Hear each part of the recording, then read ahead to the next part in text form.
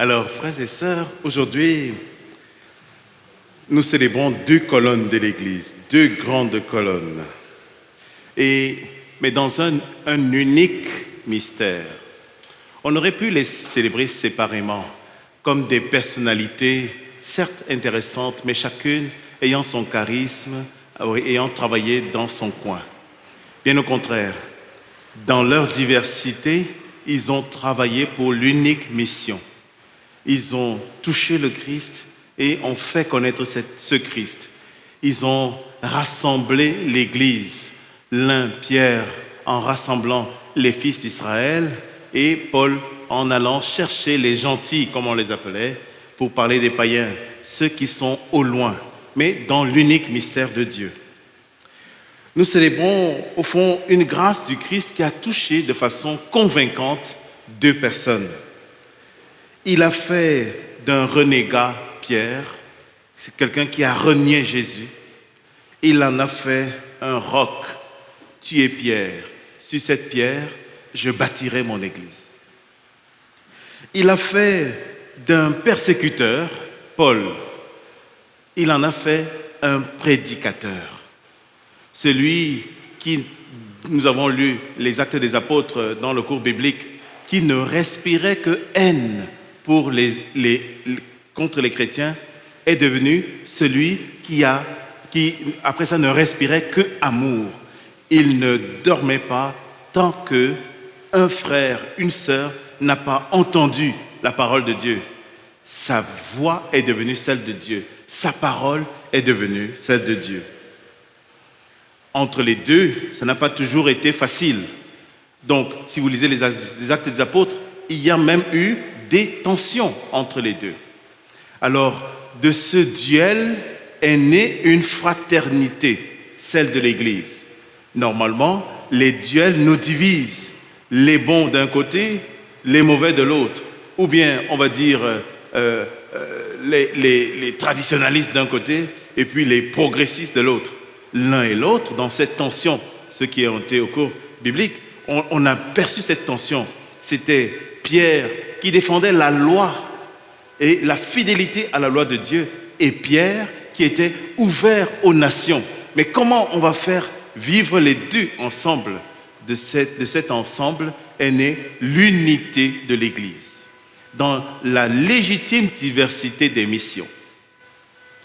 Alors, justement, nous voyons alors dans ces différents passages la logique même de Dieu. C'est que Dieu n'a pas choisi des gens parfaits, mais il a rendu parfaits les gens qu'il a choisis. Vous voyez, Dieu ne nous choisit pas parce que nous sommes parfaits, mais il nous choisit et travaille en nous des transformations qui nous rendent alors bons pour lui et pour nos frères et sœurs. Nous rendons alors grâce pour la vie de ces gens qu'il a appelés, Pierre et Paul. Ce n'étaient pas de très grandes personnalités, mais pourtant, ils sont devenus les colonnes de l'Église. L'un représenté par les clés, nous avons entendu, les clés du royaume, il les porte. L'autre représenté par l'épée, la force de la parole de Dieu qui rentre dans les cœurs et dans le monde et qui la transforme. Alors ils sont alors devenus les colonnes de l'Église. Et nous rendons grâce à Dieu pour eux. Mais ce qui était vrai pour eux est aussi vrai pour nous. Le Seigneur ne nous choisit pas parce que nous sommes les meilleurs.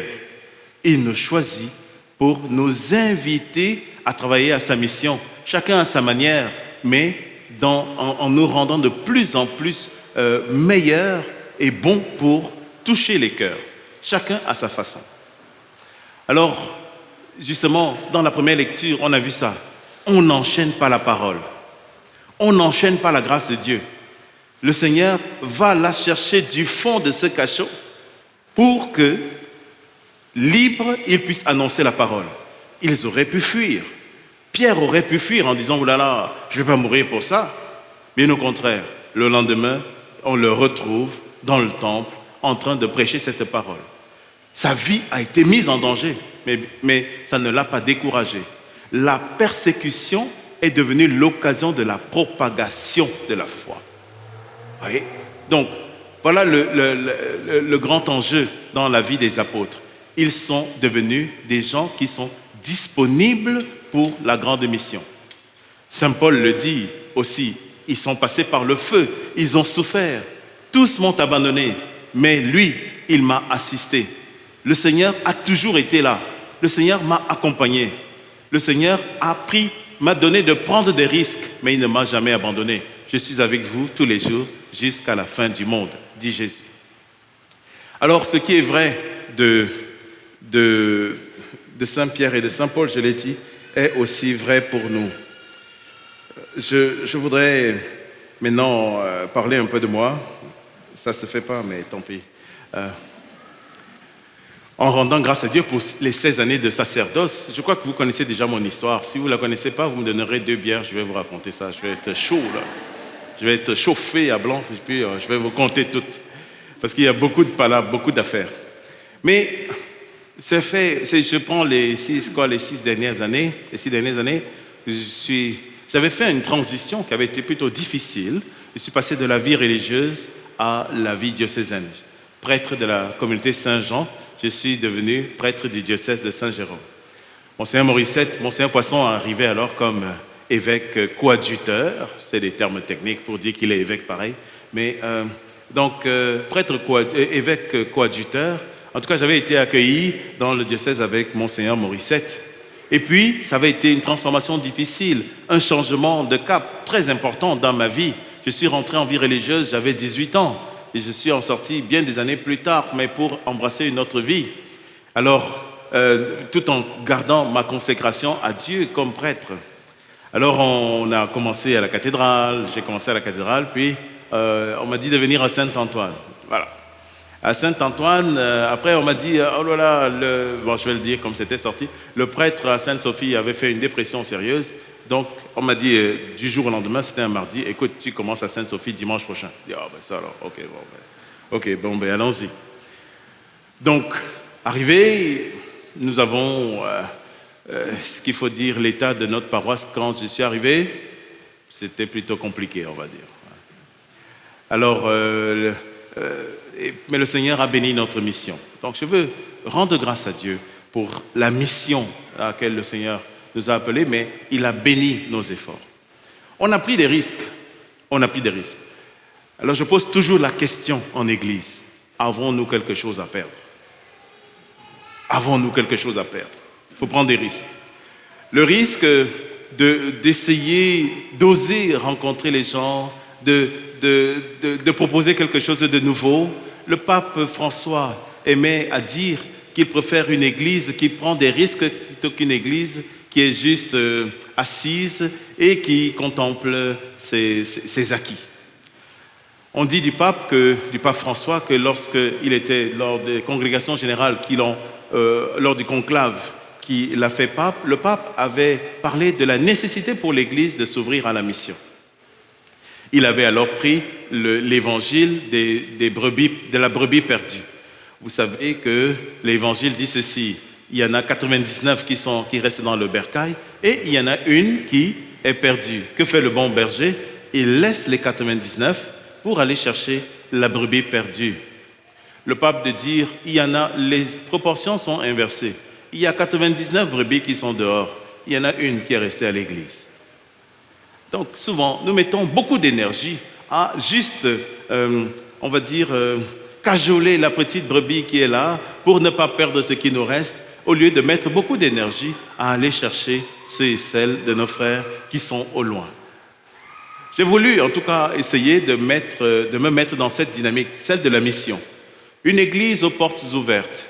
Mais à ce moment-là, lorsqu'on commençait, arrive la pandémie. Voilà, cette pandémie a été terrible, mais elle a été pour nous une opportunité. Souvent, je bénis Dieu pour la pandémie. D'abord parce que l'essence coûtait moins cher. Vous vous souvenez de cette époque? Ça ne coûtait même pas $1. Mais oui, l'essence coûtait moins cher, mais ce n'était pas vraiment ça qui nous concernait. C'était surtout parce que, alors que l'église s'est vidée et que nous avons regardé les finances de la paroisse, il nous restait 4 mois de vie. 4 mois de vie, on allait dépluguer tout, on dit c'est bon, c'est terminé. Ça rentrait dans les grandes visions qu'il y avait à l'époque, c'est de vendre la paroisse, de vendre l'église. Bon. Et puis, quand la pandémie arrive, on dit, bon, ben, on savait qu'on allait mourir, c'est terminé, c'est bon. Mais bien au contraire, c'est devenu pour nous une opportunité. Nous sommes rentrés dans les internets, hein, avec les jeunes qui étaient là. Voilà, on a commencé tout un mouvement pour aller toucher les gens, pour essayer de toucher les gens. Et puis, mais il n'y avait pas qu'une parole, il fallait s'engager pour les gens. Je me souviens encore de ce moment terrible où j'étais dans mon bureau, puis ça sonne, puis quelqu'un vient me dire, mais mon père, je n'ai rien pour ma famille aujourd'hui, avez-vous quelque chose à donner?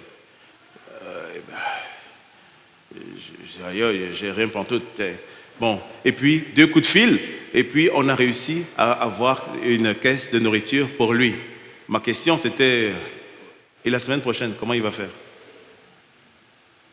Alors, comme on connaissait quelqu'un qui connaît quelqu'un, on a passé plusieurs coups de fil, et puis on a alors lancé le grand mouvement de l'aide alimentaire, avec d'abord 25 familles, puis ainsi de suite, ça grandit jusqu'à aujourd'hui, plus de 110 familles que nous aidons.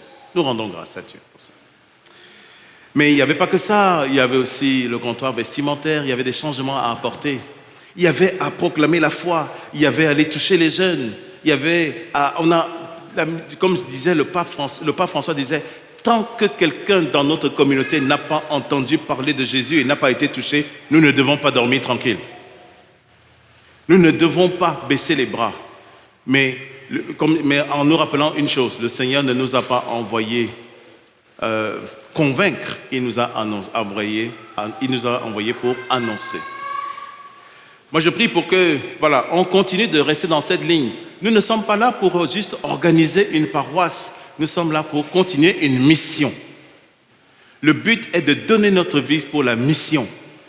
Et cette mission, c'est de toucher les cœurs parce que Jésus veut rentrer dans la vie de nos concitoyens. Si vous avez l'opportunité, on n'a malheureusement pas traduit ça encore en français. Le Vatican a publié sur le site du Vatican, Vatican News, ils ont publié une vidéo de 45 minutes dont le titre est Léon del Pérou. C'est en espagnol. Léon du Pérou. Quand j'ai regardé ça, quand j'ai vu ça, au terme des 45 minutes, j'ai dit, nous sommes sur la bonne voie. Voilà exactement ce que celui qui est devenu le pape Léon, pendant 40 ans, a vécu au Pérou. Nous sommes sur la bonne voie. On ne lâche pas l'affaire. On ne lâche pas. Alors c'est vrai pour les prêtres, pour nous tous, mais c'est vrai pour la structure que nous représentons, mais c'est vrai pour nous tous. On ne lâche pas l'affaire. Rappelons-nous que nous sommes une mission. Nous n'avons pas une mission. Nous avons des rôles qu'on nous donne, mais nous sommes une mission. Alors maintenant, le Seigneur m'envoie ailleurs. Ça s'est travaillé par toutes sortes de réunions, de rencontres avec l'évêque. Mais ce mouvement, je le vois comme le mouvement dont je parlais pour Saint-Pierre et Saint-Paul. Une occasion de grandir dans la foi, une occasion de devenir de plus en plus véritablement missionnaire, une occasion de donner notre vie. Le pape, à sa dernière messe au Pérou, alors qu'il partait à Rome, comme préfet de la congrégation pour les évêques, le pape avait dit ceci, celui qui allait devenir le pape Léon. Un missionnaire va là où il n'est pas aimé, mais où on a besoin de lui. Je le traduis de l'espagnol. Un missionnaire va là où il n'est pas aimé, mais où on a besoin de lui. Et il reste jusqu'à ce qu'il soit aimé, mais part au moment où on n'a plus besoin de lui. Il reste jusqu'à ce qu'il soit aimé, mais part au moment où on n'a plus besoin de lui. Je sais que vous m'aimez bien gros, mais le Seigneur m'invite à aller là où on a plus besoin de moi. Alors, vous savez où c'est, hein? C'est au bord de la rivière, là, à Saint-Eustache. On va pêcher des poissons derrière. Hein. Il y a Lucien qui est là, le président de la fabrique à Saint-Eustache. Fais coucou, Lucien. Donc, il est venu pour célébrer avec nous. La mission se continue. Une bonne main d'applaudissements pour Lucien.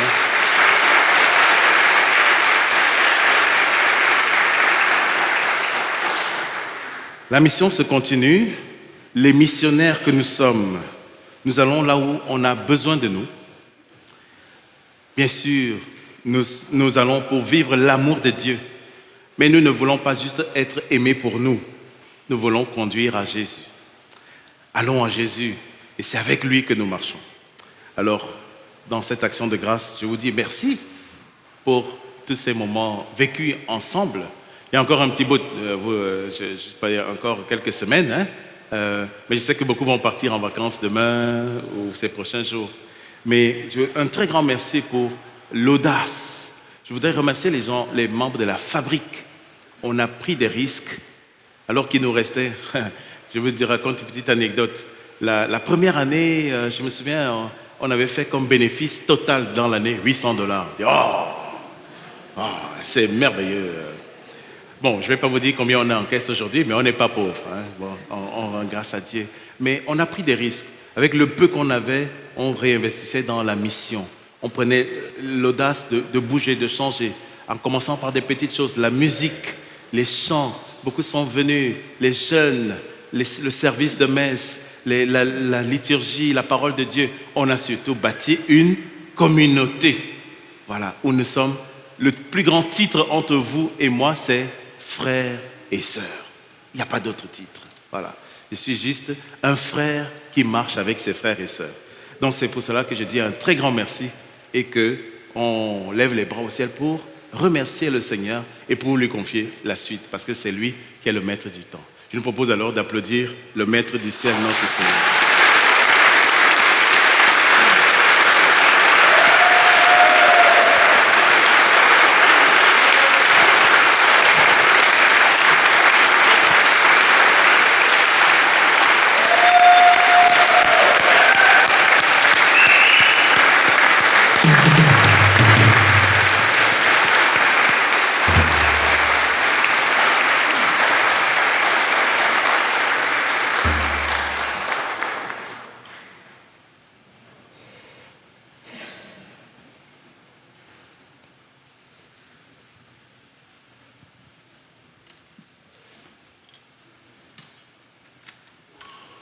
Eh bien, je ne vois plus rien.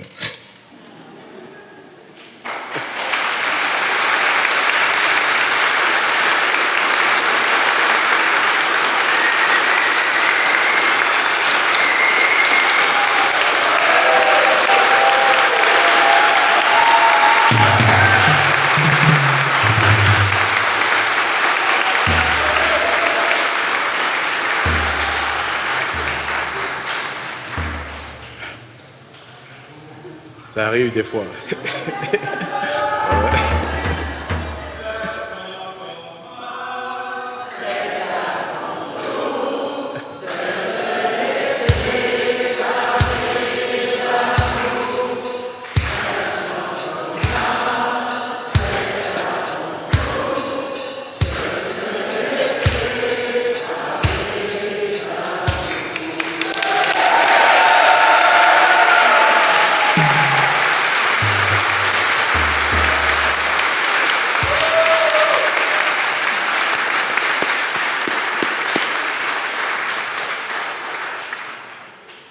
Ça arrive des fois. Mais c'est aussi la fête à Francine. Donc,